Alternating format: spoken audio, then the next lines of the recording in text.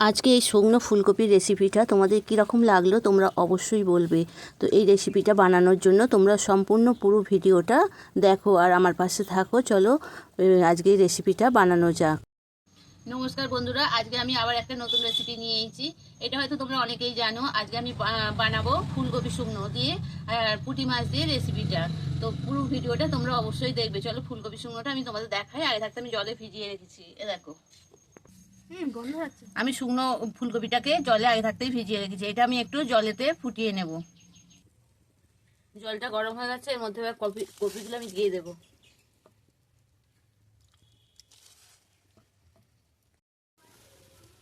এদিকে দরজা দিয়ে গেছে। এবার বন্ধুরা দেখো, এগুলো কত সুন্দর ফুলে গেছে। এইটা গরম জলে আমি ভালো করে একটু সেদ্ধ করে নিয়েছি বলে এর গন্ধটাও কেটে যাবে, যে শুকনো গন্ধ থাকে ওইটাও কেটে যাবে। আর কত সুন্দর এটা ফুলে গেছে দেখো খালি। এইরকম চচ্চড়ি করলে বন্ধুরা খুব সুন্দর খেতে লাগে। আগে পুরো রেসিপিটা দেখো, তোমাদের ভালো লাগবে। এগুলো এবার আমি তুলে ফেলবো। এবার আমি নুন হলুদটা মাখিয়ে রাখবো। মাখিয়ে এমনি ভেজে নেবো, মাখিয়ে রাখবো না, ভেজে নেবো। কড়ার মধ্যে তেল দিয়ে দিয়েছি এদিকে। কড়ার মধ্যে তেলটা আমি দিয়ে দিয়েছি। তেলটাও মোটামুটি গরম হয়ে গেছে। আর একটু ভালো করে গরম হলে তবে মাছগুলো দেবো।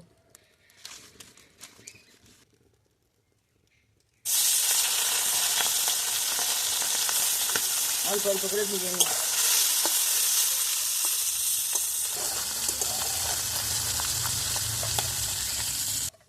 বাকি মাছগুলো ভেজে দেবো আমি।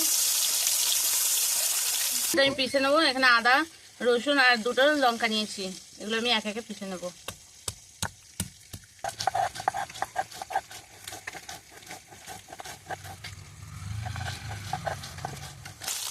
মাছগুলো দেখো ভাজা হয়ে গেছে। এবার আমি তুলে ফেলবো এই মাছগুলো।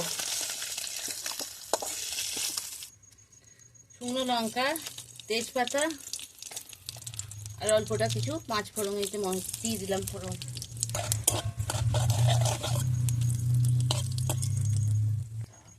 এবার এর মধ্যে আমি কেটে রাখা আলুগুলো দিয়ে দেবো।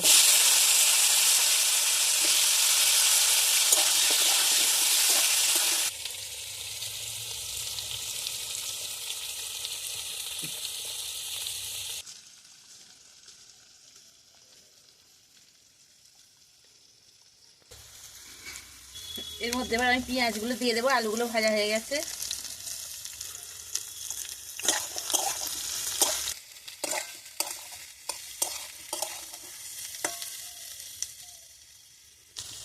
এবার এর মধ্যে টমেটোগুলো দিয়ে দেবো।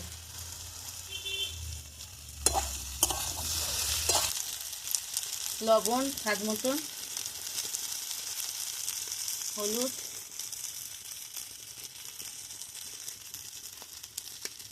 অল্প একটু ধনে গুঁড়ো, জিরে গুঁড়ো।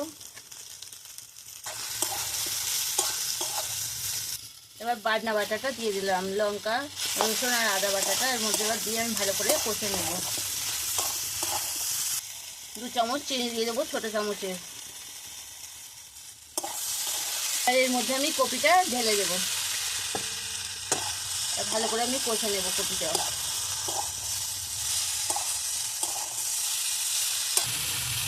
এই যে আমার কষা হয়ে গেছে। এবার এর মধ্যে আমি জল দিয়ে দেবো।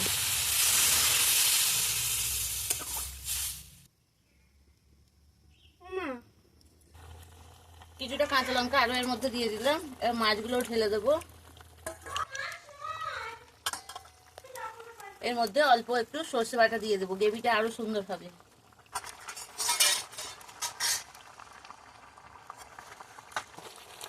দেখো বন্ধুরা, তরকারিটা মোটামুটি হয়েই গেছে। আর একটু হলে নামিয়ে ফেলবো ফুটে গেলে। এর মধ্যে তার আগে আমি একটু গরম মশলা দিয়ে দেবো এর মধ্যে। বন্ধুরা, এরকম ঝাল ঝাল তরকারি আর টকের ডাল হলে খাওয়াটাই জমে যাবে, দারুণ লাগবে।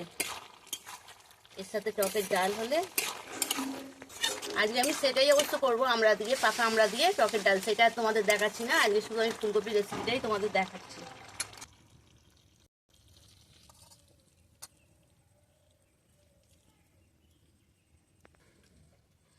বন্ধুরা দেখো আজকে রেসিপিটা কীরকম লাগলো, শুকনো ফুলকপির রেসিপি। তো তোমাদের ভালো লাগলে তোমরা অবশ্যই কমেন্ট করবে, সাবস্ক্রাইব করবে, লাইক করবে।